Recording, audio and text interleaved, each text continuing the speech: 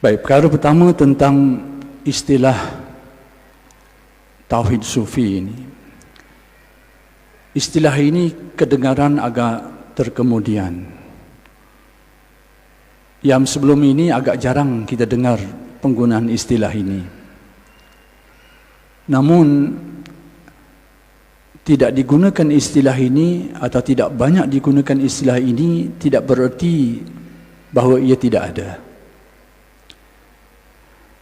Itu adalah satu perkara yang perlu kita fahami dengan baik. Sebelum ini mungkin ada istilah lain yang digunakan pakai, seperti Tauhid Syuhudi atau Tauhid Irfani atau istilah-istilah lain lagi. Jadi penggunaan perkataan Tauhid Sufi ini saya dapati agak jarang digunakan dulu. Zaman mutaakhir inilah baru diperluaskan penggunaannya itu. Namun kalau kita lihat ke belakang, perkara yang sama sebenarnya telah pun dijelaskan oleh ulama-ulama kita dengan istilah yang berbeza. Walau bagaimanapun, oleh kerana istilah ini jarang digunakan pakai sebelum ini, maka ia telah menimbulkan beberapa persoalan, terutamanya dari kalangan orang-orang yang tidak berkecimpung di dalam ilmu tasawuf. Antara isu yang timbul berkait dengan penggunaan istilah ini ialah tanggapan sesetengah golongan. Mereka itu menyatakan bahawa dua perkara ini dua perkara yang berbeza. Tauhid dan Sufi dua benda yang berbeza. Lalu bagaimana boleh diserangkaikan dalam istilah ini? Itu antara persoalan. Kenapa terjadi demikian? Kenapa timbulnya persepsi ini? Pertamanya, kerana mungkin terpengaruh dengan pembahagian yang telah dilakukan oleh ulama-ulama silam. Yang pembahagian itu sebenarnya untuk memudahkan kita. Pengkelasan ilmu ataupun pembahagian ini adalah lebih tujuan asalnya untuk memudahkan kita, supaya kita tahu mana bahagian tauhidnya, akidahnya, mana bahagian fiqahnya atau syariatnya, dan mana bahagian tasawuf atau bahagian hakikatnya, supaya jelas, terang, mudah dipelajari dan mudah diajarkan. Itu tujuannya. Tetapi oleh kerana waktu itu berlarutan dan tempoh yang panjang, sehingga menjadikan segolongan ahli masyarakat kita, bukan saja mereka beranggapan bahawa ini memang seperti itu, terpisah-pisah. Yang pada asalnya pemisahan ini dilakukan oleh ulama untuk tujuan pengajaran, untuk tujuan kajian, pengajaran, pembelajaran dan sebagainya. Tetapi oleh kerana sudah menjadi kebiasaan, akidah, fiqh, tasawuf, syariat, tarekat, hakikat, sudah menjadi kebiasaan, akhir sekali tanggapan masyarakat kita, mereka anggap ini berbeza. Padahal ulama-ulama yang membahagikan tiga bahagian ini dari segi praktis dan perhayatannya bersekali, serentak. Pembahagian itu hanya pada mendisiplinkan ilmunya saja, pada dari aspek keilmuannya saja. Tapi dari segi penghayatan dan pelaksanaannya, perkara ini berlaku secara serentak. Itu antara sebab bila timbul istilah ini, ada sekelompok masyarakat kita memberikan suatu bangkangan. Mereka kata tak mungkin berlaku macam ini. Ini dua benda yang berbeza. Tidak ada, Tauhid Sufi ini tidak ada. Seperti itu tanggapannya. Yang kedua, berkemungkinan daripada Sufi itu dilihat dari persepsi yang bersifat lahiriah semata-mata. Bila mereka melihat Sufi itu dari aspek-aspek lahiriahnya, seperti melihat aspek kezuhudannya, kehidupan yang zuhud, yang dipahami oleh sekelompok orang, sekalipun kefahaman ini ada benar tapi ada silapnya, ada kurang tepatnya, iaitu kehidupan yang serba ringkas, serba sehelai pinggang. Maksudnya makan, minum sangat sederhana sekali. Tanggapan ramai orang seperti itu, sekalipun tanggapan ini sebenarnya tidak benar 100%. Kemudian di tanggapan yang lain tentang sufi ini dari aspek ibadahnya, orang yang banyak ibadahnya dan sebagainya. Jadi bila sufi itu dilihat dari sudut itu, dari aspek kezuhudannya, ibadahnya dan sebagainya, maka agak sukar untuk dikaitkan dengan tauhidnya. Agak sukar untuk dikait. Bandingannya seperti seseorang yang melihat kepada satu pohon, satu pokok, yang hanya melihat dari aspek buahnya. Seperti itulah sebahagian dengan kita melihat tasawuf, melihat aspek buahnya. Mereka tidak melihat aspek batangnya, pohonnya, apatah lagi akar dan tunjangnya, lebih-lebih lagi. Maka sebab itu bila timbul istilah tauhid sufi, mereka dilihat asing. Bagaimana dua ini boleh berpadu? Kerana tak nampak kesinambungannya, kaitannya itu. Maka ini adalah isu yang timbul. Baik, kalau begitu bagaimana? Sekarang istilah ini sekalipun jarang digunakan dulu, tapi hakikat sebenarnya dia adalah dua benda yang sangat berkait rapat dan berpadu. Di mana kita boleh melihat semua ini? Kalau percakapan kita, omong-omong kita kosong, tidak ada landasannya, tidak ada dalilnya, itu barangkali dianggap sebagai tidak ada asasnya, tidak boleh diterima. Apa-apa penghujahan, apa-apa kenyataan fakta dalam agama kita mesti ada landasannya, mesti ada dalilnya, tempat berpijaknya, sandarannya dan sebagainya. Baik, berkait dengan berbalik kepada istilah ini, tauhid sufi ini,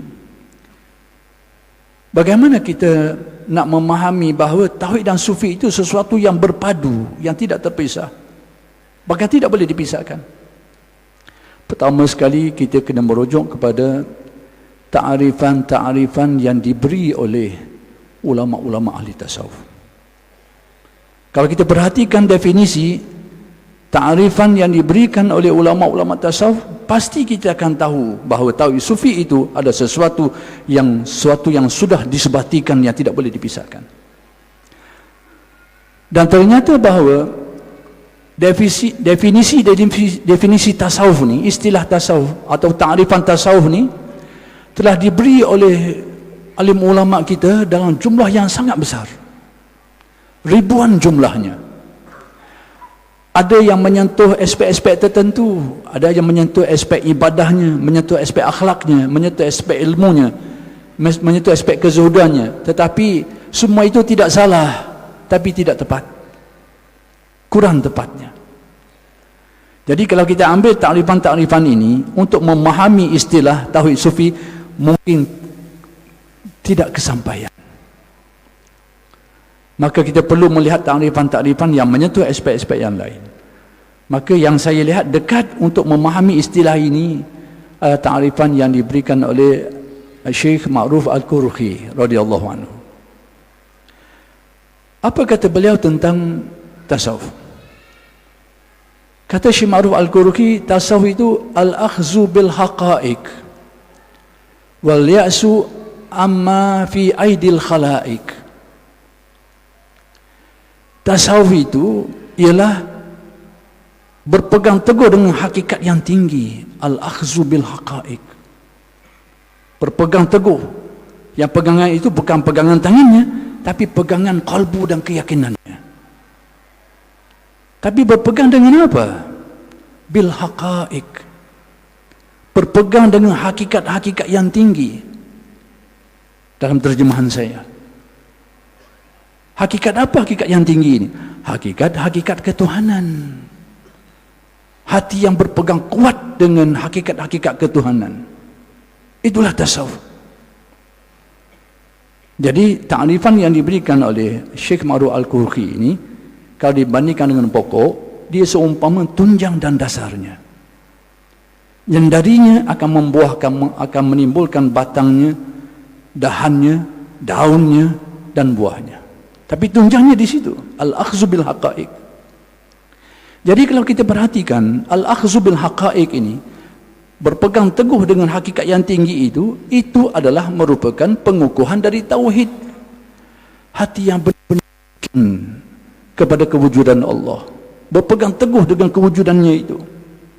Sebab itu dituruti dengan ta'rifan itu, wal ya'su amma fi aidil khalaik, itu rentetannya, yaitu berputus asa. Berputus asa bukan berarti berputus asa yang negatif itu, dengan arti tidak melihat, tidak terpengaruh, tidak terkesan dengan apa yang dimiliki oleh orang lain. Artinya hatinya itu memandang kepada takdir ketentuannya. Masing-masing sudah ditakdirkan oleh penciptanya. Jadi sesiapa yang mendapat lebih, biarkan itu bahagiannya, bukan bahagian kita.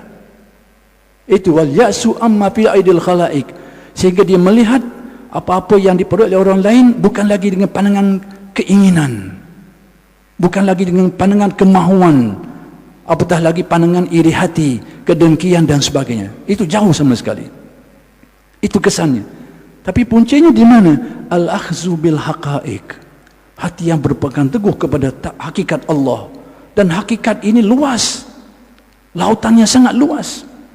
Maka antaranya adalah hakikat af'al, perbuatan Allah. Dan antara af'al itu adalah penentuan dalam persoalan rizkinya, hidup matinya, senang susahnya. Itu hakikat-hakikatnya.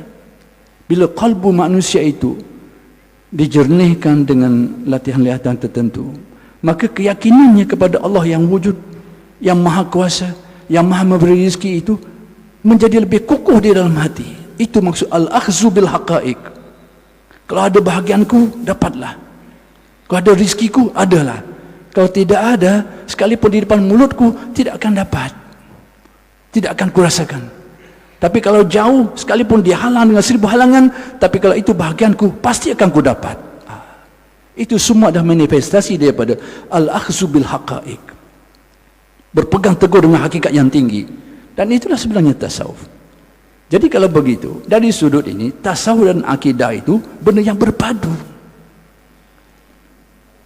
Sewaktu keyakinan itu menjadi keyakinan, itu dinamakan akidah. Al-Ghazali tidak menamakannya sebagai makrifat, sekalipun dari segi bahasanya betul. Makrifat usuluddin, makrifat tasawuf, dari segi bahasanya betul, tidak salah. Tapi dari segi istilahnya, kata Al-Ghazali, usuluddin itu sekalipun makrifat juga dengan makna bahasanya, mengenal Tuhan, tetapi dari istilahnya itu tidak dinamakan makrifat, kata Ghazali. Itu dinamakan i'tiqad, pegangan. Tetapi bila i'tiqad ini mula tumbuh di dalam hati, mula menjunam, mula mengukuh, itu bertukar menjadi tasawuf. Pada waktu itu dia bertukar menjadi makrifat. Itu bedanya. Bila kita yakin ini sebenarnya, saya hanya mengulas, bukan berarti saya sudah mencapai itu, jangan tersalah faham. Saya ingin berkongsi pandangan. Mungkin kita tidak seperti itu, tapi mudah-mudahan ilmu ini dimanfaatkan secara saksama, insya-Allah. Apa maksud al-akhzu bil haqa'iq? Sekarang kita ada keyakinan bahawa Allah Ta'ala itu yang menghidup dan mematikan. Itu keyakinan tauhid kita, cabang dari tauhid af'al.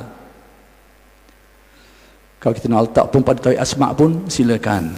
Setengah ulama' meletakkan itu sebagai buah tauhid af'al, tidak ada masalah, kerana asma' itu mencakupi. Ada sebahagian ulama' kita membahagikan tauhid zat, tauhid sifat, tauhid asma', tauhid af'al. Ada yang membahagikan saja tauhid zat, tauhid sifat, tauhid af'al. Kenapa? Asma' ini mencakupi ketiga-tiganya sekali. Itu tak masalah, itu sudut pandang saja. Sekarang salah satu cabang al-haqa'iqnya adalah hakikat bahawa hidup mati itu di tangan Allah, dalam urusan kekuasaan Allah. Semua orang tahu ini. Orang yang beriman tetap ada keyakinan ini, pasti ada keyakinan ini. Tetapi kita sedia maklum, Allah Ta'ala mengatur alam semesta ini dengan undang-undang sebab musababnya. Kematian itu ada sebabnya. Sebab diracun, sebab dihukum bunuh, sebab dibunuh, sebab berlaku pelanggaran, Sebab kekurangan itu, kekurangan ini, kerosakan itu, kerosakan ini, penyakit itu, penyakit ini, bermacam-macam sebabnya. Tetapi kita Muslim tetap yakin hidup mati adalah semata-mata takdirnya, semata-mata kekuasaannya, itu hakaiknya. Tetapi kita mungkin belum sampai ke tahap al-akhzu bil hakaik, betul-betul berpegang kemas dengan hakaik. Tapi bukan berarti tidak ada keyakinan.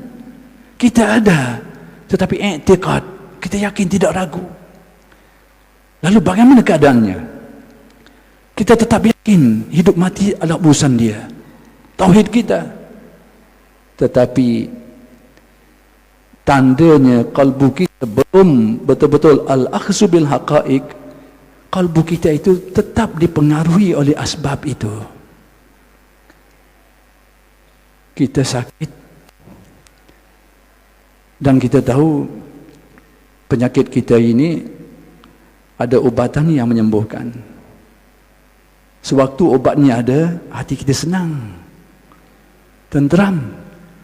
Tetapi pada waktu ketiadaan obatnya, kita risah, kita susah hati. Itu tandanya kita belum al-akhzu bil haqa'iq. Tapi bukan berarti tidak ada akidahnya, tetap ada akidahnya. Tinggal lagi pengaruh asbab itu masih kuat mencengkram kalbu, maka al-akhzu bil haqa'iq yang merupakan tasawuf itu belum tercapai. Itu maksudnya. Maka demikianlah cabang-cabang haqa'iq yang lain itu, cabang-cabang dari itu bercabang darinya, tentang hidup mati, senang susah dan sebagainya itu. Kita mengetahui dalam akidah kita, Allah melihat dan mengetahui. Itu keyakinan setiap Muslim. Semua orang yakin ini, tidak ragu. Tetapi dalam keadaan-keadaan tertentu keyakinan ini kita lupakan, sehingga kita banyak melanggar, tidak laksanakan kewajipannya, kita melanggar larangannya dan sebagainya. Kalau kita tanya kepada orang yang lakukan itu, apakah engkau tidak percaya kepada Allah itu maha melihat, maha mengetahui? Tidak. Kenapa? Ada akidah tauhidnya, ada etikanya, tapi tidak ada makrifatnya, tidak ada tasawufnya. Jadi sebab itu kata Ma'ruf Al-Qurqi bahawa tasawuf itu al-akhzu bil haqa'iq. Jadi atas ta'rifan ini berarti tauhid dan tasawuf itu adalah seumpama pokok dengan batang dan dahan dan juga buah-buahnya sekali. Sesuatu yang tak boleh dipisahkan.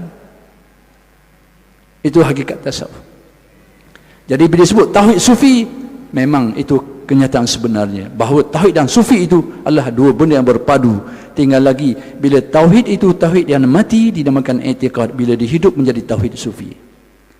Kalau bandingannya, tamsilannya seperti tayar kereta. Tayar kereta ni ada tayar yang tak pakai angin, tayar mati. Di sana tempat kami tayar mati, di sini kita tak tahu apa istilahnya. Yang tidak pakai angin, semuanya getah semuanya. Tayar apa di sini namanya? Tayar itu tak dipakai angin, dia tak pernah kempes itu, tak pakai angin. Ya, baik. Kalau kita naik kereta yang pakai tayar macam itu, apa keadaannya? Mesti sakit kita. Enggak lubangnya. Jadi tidak ada keenakannya. Tidak ada. Maka seperti itu intikadnya. Tapi sekiranya tayar itu tayar yang ada angin, tayarnya lembut, itu adalah umpama tasawufnya. Tauhid yang ada tasawufnya, ada kenyamanannya, ada keyakinannya, ada zauqnya, ada perasaannya. Kalau kita waktu susah, kita sendiri akan merasa kesusahan, keperitan. Kenapa? Macam tadi, kata i'tikad, tapi tidak ada sufinya. Tauhid, tapi tidak sufinya. Bila berlaku keributan, kesusahan, terpengaruh pada kalbu kita. Sesuatu yang menakutkan, kita takut kadang-kadang. Tapi bila tauhid itu bertukar menjadi tauhid sufi, apa-apa yang menakutkan orang, tidak akan menakutkan orang itu. Apa-apa yang membimbangkan orang, tidak membimbangkan orang itu. Kenapa? Tauhidnya itu sudah ada tauhid sufinya, sudah meningkat tauhidnya. Maka demikianlah dari segi ta'rifannya. Yang kedua, ta'rifan yang kedua yang saya nak pilih, yang diberi oleh Al-Junaid sendiri, Sayyidul Ta'ifah. Al-Imam Junaid, seperti yang semua orang tahu, ini merupakan tokoh yang menguasai dua bidang, ilmu zahir dan ilmu batin. Penguasaan Al-Junaid dalam ilmu zahirnya, sehingga beliau digelar oleh alim ulama sebagai Tawus al-ulama, burung merak kepada ulama, kerana kehebatannya dalam ilmu syariah, ilmu fiqh. Tapi orang yang sama memiliki penguasaan yang tinggi dalam ilmu tasawuf, ilmu sufinya, sehingga digelar orang sebagai Sayyidut Taifah, penghulu kepada ulama-ulama tasawuf. Baik, apa kata Junaid tentang tasawuf ni? Ta'rifan yang diberikan oleh Al-Junaid tentang tasawuf. Kata Junaid, tasawuf itu an yumitakal haq wa yuhyika bihi. Tasawuf itu ialah kebenaran itu mematikan dirimu, dan kebenaran itu menghidupkan dirimu dengan kebenaran itu. Apa erti ungkapan yang sangat ringkas dan tapi padat ini? Dia menggambarkan inti kepada tasawuf. An yumitakal haq. Al-haq itu sudah tentu kembali kepada Allah Subhanahu wa taala, dan hal-hal yang berkaitan dengannya, yakni sifat-sifat ketuhanan. Jadi kalau begitu, apa arti an yumitakal haq? Kebenaran itu mematikan engkau, yakni kebenaran sifat-sifat ketuhanan Allah itu mensirnakan, menghapuskan segala sifat-sifat kemanusiaanmu. Itu hakikat sufinya. Sehingga manusia tidak ada lagi dakwaannya, akulah itu, akulah ini, akulah yang alim, akulah yang abid, akulah yang saleh, akulah ini. Sehingga tidak ada lagi. Kenapa? Ayumitakal haq. Kebenaran mematikan engkau, menghapuskan dirimu, menghapuskan dakwaan dirimu, sehingga kau tidak ada siapa-apa lagi, sehingga semua akan kembali kepada la haula wala quwata illa billah. Sebab itu kata Syekh Abdul Wahhab Asy'arani radhiyallahu anhum, seorang arif itu bila semakin mendalam kearifannya, maka semakin kerdil dirinya pada pandangan dirinya sendiri. Itu tanda kearifan. Sekiranya berlaku demikian, itu terbaliknya, kebalikannya. Pasti yang arif itu pasti bersikap tawadhu. Kenapa? Kearifannya itulah yang akan menjadikan sifat demikian, sesuai dengan ta'rifan Al-Junaid, an yumitakal haq wa yuhyika bihi, bahawa kebenaran itu mematikan, mensirnakan, menghilangkan keakuan sifat dirinya. Kalau dia alim pun, dia tahu aku memiliki apa-apa lagi, semuanya itu limpah kurnia Allah Subhanahu wa taala. Kalau dia ada kemampuan kepakaran pun, dia tidak terpengaruh dengan apa yang dikurniakan itu, kerana dia sedar bahawa kekuasaan Allah lah yang mengatur semua ini, yang menetapkan diriku ini, yang mengurniakan kepadaku ini. Dia akan menghilangkan keakuan dirinya, tentang sifat-sifat dirinya akan terhapus dari pandangan perasaannya itu, kalbunya itu. Inilah tasawuf. Jadi kalau begitu, dari sini tasawuf itu dengan usuluddin, dengan tauhidnya itu sesuatu yang berpadu.